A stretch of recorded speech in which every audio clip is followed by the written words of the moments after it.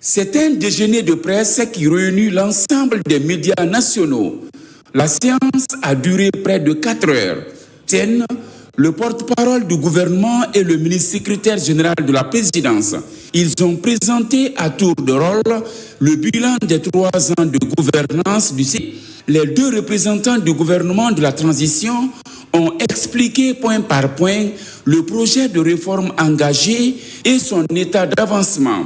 Un projet qui devrait toucher la vie sociale des Guinéens. Les réformes publiques ont été engagées.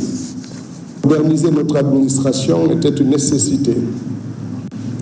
Inverser la courbe des âges, une exigence, car notre pays vivait un paradoxe où les plus jeunes, les plus actifs attendaient aux portes du travail, de l'espoir, bardés de diplômes, mais qui n'entrevoyaient pas les perspectives d'accéder à des responsabilités pour pouvoir subvenir à leurs besoins quotidiens.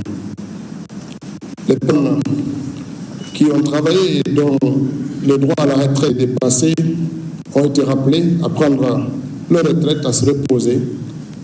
Les retraites ont été revalorisées, les gens ont été admis à leur retraite, des jeunes ont été promus dans un concours dont le plus récent est un exemple de transparence qui a permis à plusieurs de nos jeunes, de nos concitoyens d'accéder à des responsabilités publiques.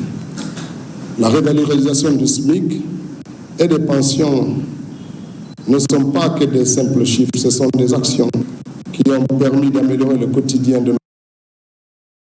nos fonctionnaires et de nos retraités. Nous avons également, dans le gouvernement, mis en place une assurance maladie pour tous et créé un centre de diagnostic de la Caisse nationale de sécurité et de prévoyance sociale.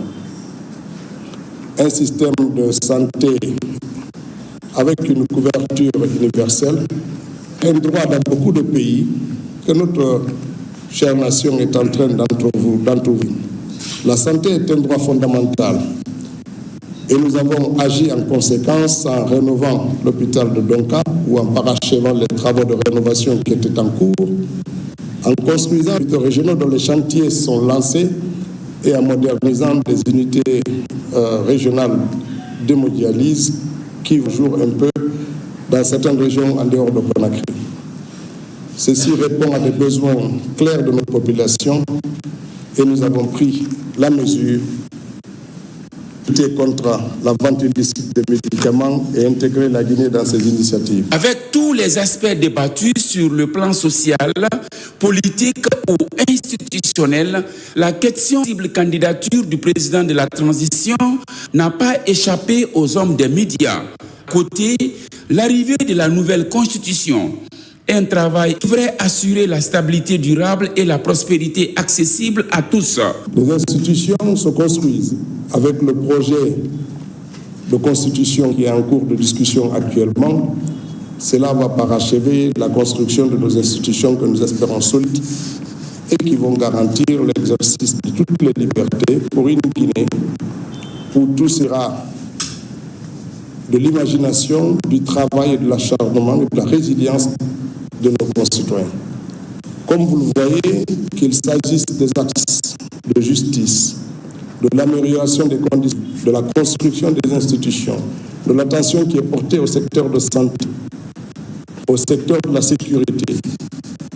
Tout ceci sont des axes qui viennent rappeler à chacun d'entre nous que le CNRD et le gouvernement sont engagés à changer durablement nos modes de vie, nos institutions, pour une Guinée où chacun se sentira bien, où le vivre ensemble nous permettrait de renforcer notre engagement et de contribuer efficacement à la construction d'un pays moderne, uni et fraternel.